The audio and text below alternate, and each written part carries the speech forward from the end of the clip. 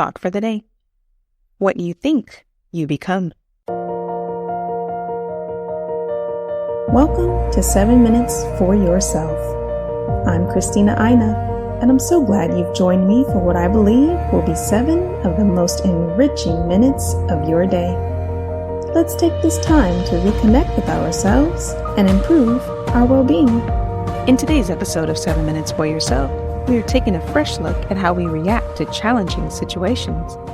Have a listen. There's a certain type of thinking that's especially explosive when it comes to emotional reactivity, and that's black and white thinking.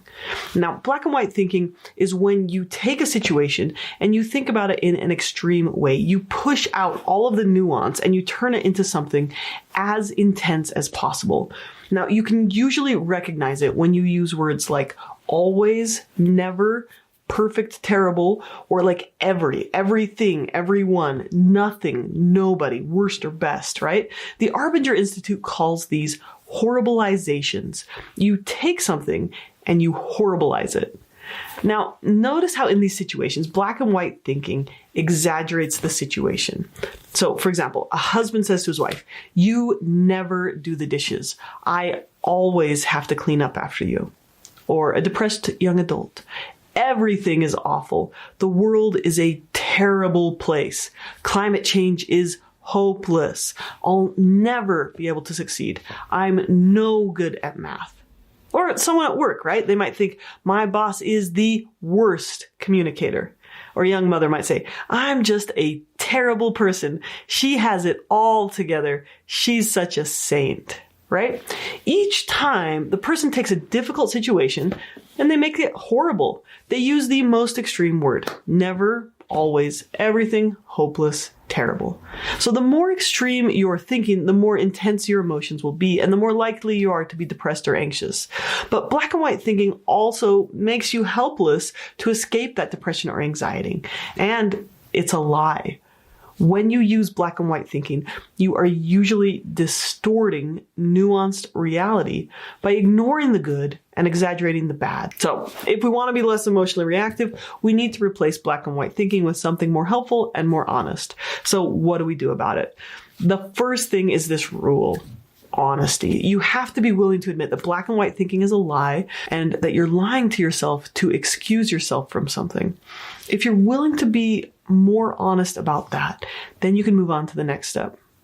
So notice that you're doing it. Notice your trigger words. So 99% of the time, words like always or never are not accurate. Do you have other words that you use when you're justifying yourself? Just start to catch yourself doing it. Write a big Post-it note somewhere that you can see that has a list of the words that are warning signs that you're slipping into black and white thinking and emotional reactivity. Then take a deep breath. Slow yourself down. Next, name an emotion. The emotion might be real, but the thoughts aren't. So say something like, "I feel," followed by an emotion word. "I feel angry." You are not allowed to say, "I feel like you're making me angry. I feel like you always attack me. I feel like you never take out the trash." I'm sorry, those are lies. And they're also thoughts. They're not feelings. They're lies because they're exaggerated. But that's not a feeling statement, right? 3 words only. I feel, emotion word. I feel angry. That's honest, right? Okay, next, reframe the situation. Speak in the gray. There might be a real problem that needs to be solved. The emotion can motivate you to take action, but extreme thinking like black and white thinking will most likely interfere with your ability to solve the problem. So we're going to look for the gray. Here's how. Use both and instead of extreme thinking. Now, this is an annoying therapist skill that's actually super effective, right? You can feel 2 emotions at the same time. You can have 2 nuanced truths that seem contradictory at the same time. So, for example, when your boss miscommunicates a deadline to you, instead of thinking, "He's a terrible communicator," you could say, "My boss didn't communicate well, and he's also trying really hard to help our team succeed." Or if you messed up, right? Instead of me either being a complete idiot or a perfect worker, you could say something like, "Oh, I'm basically intelligent and valuable at times. I make mistakes too. Both of these can be true.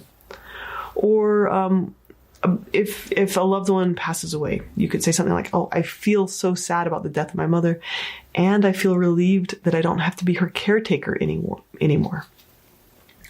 Or, it could be true that your wife might be insensitive to you sometimes, and she also loves you a lot, right? So that's the skill of both and.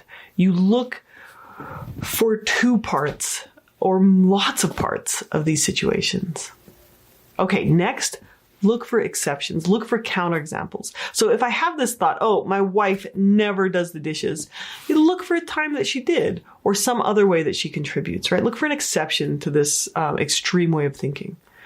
Or be specific. Speak about one single situation. So use a less extreme word. So instead of saying, my boss is a terrible communicator, you say, my boss wasn't clear about her expectations for the timeline for this assignment. Be really specific, right? So instead of everything is awful, describe what specifically is awful. So say, oh, she didn't tell me the time frame. So when we get specific, then we can actually do something about a problem. So like, you could say something like, oh, hey boss, next time I need more clarity about deadlines. Okay. And then last, make sure to check for your own accountability. In the majority of situations, we are playing a role in the cycle. If there's a communication problem at work, perhaps we need to work on using clarifying statements or being more assertive. If there's a problem with chores in the marriage, we may need to consider how we're contributing or clarifying household tasks, or we need to manage our stress levels better, or, not be so busy all the time, right? There's probably something we can do to contribute to the solution here. That concludes today's episode of 7 Minutes for Yourself. Please take a moment to rate and review the show on Apple Podcasts. Today and every day with your kiddo is a gift. Enjoy it. Thanks for tuning in.